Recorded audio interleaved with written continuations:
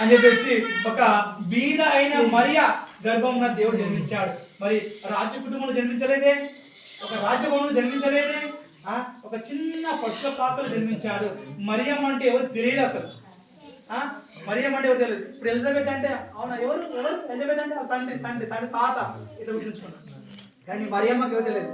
కానీ మరియమ్మని దేవుడు చూస్ చేసుకొని ఆ యొక్క పశుల పాకలు అంటే చూడండి ఎక్కడున్నాయంటే పశుల పాక ఎట్లుంటది, అడవిలో ఉంటుంది, చల్లగా ఉంటుంది. అప్పుడు డెలివరీ అయిపోయింది. డెలివరీ అయిన తర్వాత ఆ స్త్రీ యొక్క జన్మం చాలా పవిత్రమైనది. ఎందుకంటే ఆ స్త్రీ 9 మాసాలు మోసి ఆ బిడ్డకు జన్మనిచ్చినప్పుడు తన భర్త మాత్రం ఉన్నాడండి. భర్త మాత్రం ఉన్నాడు. ఆ పశువుల తొట్టిలో స్థలం లేక పరుండబెట్టారు. బహుశా పశువుల పాకలు ఏముంటుందండి, పేడ ఉంటుంది, పశువుల యొక్క మూత్రం ఉంటుంది, అక్కడ గడ్డి ఉంటుంది. పాపము పెద్ద బిల్డింగ్ కాదు, పెద్ద హాస్పిటల్ కాదండి.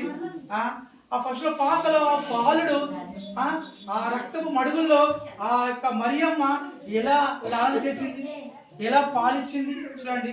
ఆ యేసుకు ఏమో భయం ఏంటిది, ఏ రోజు రాజు వచ్చి నా కుమారుడు చంపేస్తున్న భయంతో ఉన్నాడు.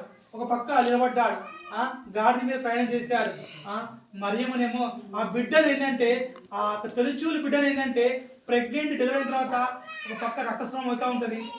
ఆ బిడ్డను ఎత్తుకొని పాలిస్తూ ఉంటుంది. చూడండి అక్కడ అత్తమ్మలు లేరు, అమ్మమ్మలు లేరు, నాన్నమ్మ లేరు, ఎవరు లేరండి.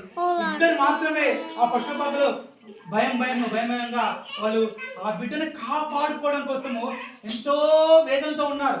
ఆ సమయంలో ఆ యొక్క నక్షత్రం ఉదయించింది. ఆ నక్షత్రం ఉదయించిందంటే సృష్టికర్త అయిన దేవుడు పుట్టి ఉన్నాడు. హల్లెలూయా!